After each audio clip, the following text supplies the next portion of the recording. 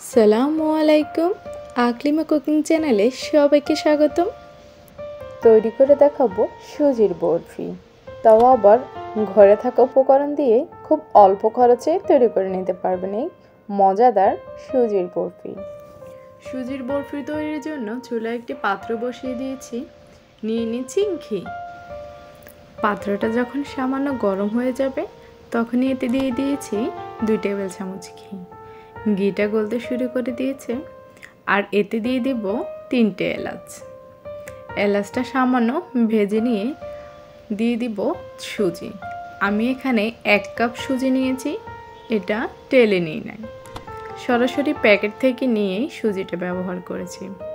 এবার এই ঘিয়ে সুজিগুলো ভালো করে টেলে নেব, একেবারে ঝরঝরা করে ভেজে নেব সুজি। চুলার আঁচ একেবারে মিডিয়াম থেকে লোতে রেখে সুজিগুলো ভেজে নেব, একেবারে ঝরঝরা করে ভেজে নিতে হবে। যারা চ্যানেলটিতে নতুন তারা প্লিজ চ্যানেলটাতে সাবস্ক্রাইব করে দিবেন, আর যারা অলরেডি সাবস্ক্রাইব করেছেন তাদেরকে অসংখ্য ধন্যবাদ। ভালোভাবে ঝরঝরা করে সুজিটা ভেজে নেওয়ার পর চুলাটা বন্ধ করে দিয়ে এতে দিয়ে দিয়েছি আমি 1/2 কাপ গুঁড়ো দুধ। 1/2 কাপ গুঁড়ো দুধ দিয়ে ভালোভাবে সুজির সাথে মিশিয়ে নেব, আর দিয়ে দিব 3 কাপ কুসুম গরম পানি।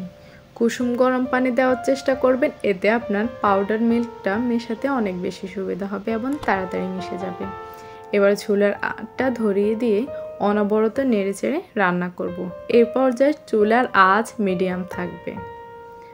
অনবরত নেড়েচেড়ে এটাকে মেশাতে হবে, সাথে সাথে যখন পানিটা দিবেন সাথে সাথে মিশিয়ে নেবেন। আরেকটা কথা, যদি আপনি গুঁড়া দুধের পরিবর্তে লিকুইড দুধ দিয়ে তৈরি করতে চান তাহলে এখানে আপনি 3 কাপ লিকুইড দুধ দিয়েও তৈরি করতে পারবেন, এতে করে অনেক ভালো লাগবে। যখন পানিটা টেনে গেছে তখন এতে দিয়ে দিব আমি 1/2 কাপের চাইতে একটু বেশি চিনি, আর দিয়ে দিব স্বাদের ব্যালেন্সের জন্য লবণ। মিষ্টি জাতীয় খাবারে লবণ দিলে এর ব্যালেন্সটা খুব ভালো হয়। চিনিটা শেষে দেওয়ার কারণটাই হচ্ছে, কোনো মিষ্টি খাবারে যখন আপনি শেষে চিনি ব্যবহার করবেন তাহলে ওই খাবারটা অনেক তাড়াতাড়ি সেদ্ধ হয়ে যাবে। চুলার আঁচ মিডিয়ামে রেখে অনবরত নেড়েচেড়ে মিশিয়ে নিব। যারা ফেসবুক পেজ থেকে দেখছেন তারা প্লিজ পেজটিতে ফলো দিয়ে রাখবেন। কমেন্ট করে জানাবেন কেমন লাগলো।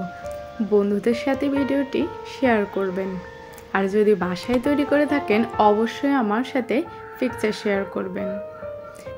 সুজি কিন্তু নাড়াতে নাড়াতে পানি শুকিয়ে গেছে একেবারে, এখন প্যানের গা থেকে ছেড়ে আসছে। এভাবে খুব ভালোভাবে খুব আঠালো এবং টাইট একটা মিশ্রণ তৈরি করে নিতে হবে। আমি অনবরত নেড়েচেড়ে এটাকে তৈরি করে নেব। যখন একেবারে পানিটা শুকিয়ে গেছে তখন এতে দিয়ে দিয়েছি আমি 1 টেবিল চামচ ঘি। আবারও এতে ঘি ব্যবহারের কারণ হচ্ছে, শেষ পর্যায়ে যখন ঘিটা ব্যবহার করব তখন এটার থেকে খুব দারুণ একটা স্মেল আসবে, এই কারণে আমি শেষে আবার ব্যবহার করছি।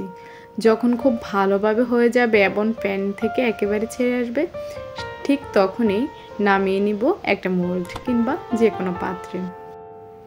গরম থাকা অবস্থায় উপর থেকে আমি সমান করে নিচ্ছি। চাইলে আপনি যে কোনো কুকি কাটার দিয়েও এটাকে অনেক সুন্দর সুন্দর ডিজাইন করে নিতে পারেন, এটাও কিন্তু অনেক ভালো লাগবে। ভালোভাবে সমান করে নিয়ে উপর থেকে দিয়েছি বাদাম।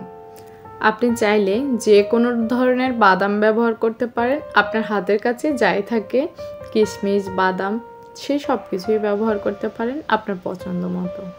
বাদাম দিয়ে আবারও একটু চেপে চেপে দিচ্ছি, এতে করে বাদামটা উপরে ভালোভাবে বসে যাবে। অপেক্ষা করব ঠান্ডা হওয়া পর্যন্ত। একেবারে যখন ঠান্ডা হয়ে যাবে তখন একটা ছুরি দিয়ে আমি বরফির মতো করে ডিজাইন করে কেটে নেব। চাইলে কুকি কাটার দিয়েও কেটে নিতে পারেন।